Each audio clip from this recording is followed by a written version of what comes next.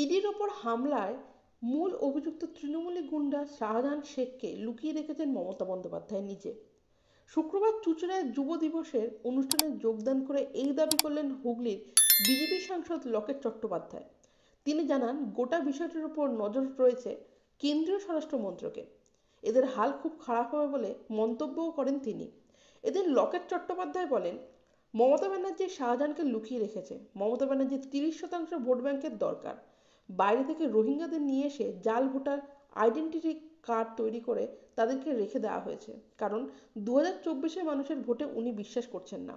শেখ শাহজাহানকে গ্রেপ্তার করলে সংখ্যালঘু ভোট তার বিরুদ্ধে চলে যাবে। তাই মমতা ব্যানার্জি শাহজাহানকে তার আঁচলের তলায় রেখে দিয়েছে। শাহজাহানের অনুগামীরা সবাই শাহজাহানের সঙ্গে দেখা করছে। লকেটের দাবি, মাথার ওপরে যদি দিদির হাত না থাকতো তাহলে এই চোর ডাকাতদের এত সাহস থাকতো না। তারা ইডি সিবিআই এর সামনে আসছে না, তারা ঘুরে বেড়াচ্ছে সন্দেশখালীর মতন জায়গাতে। এখন থেকে মানুষ যদি সজাগ না হয় তাহলে কোটি কোটি শেখ শাহজাহান তৈরি হবে। বাংলার বুকে অনেক সন্দেশখালী তৈরি হবে। শাহজাহানকে কড়া শাস্তি দেওয়া হোক। স্বরাষ্ট্রমন্ত্রী পুরো বিষয়টির উপর নজর রেখেছে। আগামী দিন এদের অবস্থা খুব খারাপ হবে।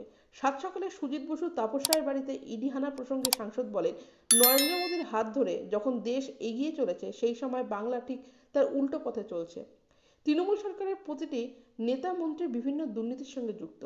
মমতা ব্যানার্জির নেতৃত্বে চোর ডাকাত সব এগিয়ে চলেছে। আশা করি ইডি আসল চোরদের ধরতে পারবে এবং খুব তাড়াতাড়ি তারা জেলে ঢুকবে। মানুষের টাকা যারা লুট করেছে তাদের যেন শাস্তি হয়। তৃণমূলের তোলা রাজনৈতিক প্রতিহিংসার অভিযোগ উড়িয়ে দিয়ে লকেট বলেন, চুরি যখন তারা করে তখন তাদের কিছু মনে হয় না। চোর ধরতে এলেই রোহিঙ্গাদের দিয়ে আটকায়, শেখ শাহজাহানের মতো লোককে দিয়ে আটকায়, আর ইডি হানা দিলেই বলবে রাজনৈতিক প্রতিহিংসা। এটা এখন তাদের মুখের বুলিতে পরিণত হয়েছে।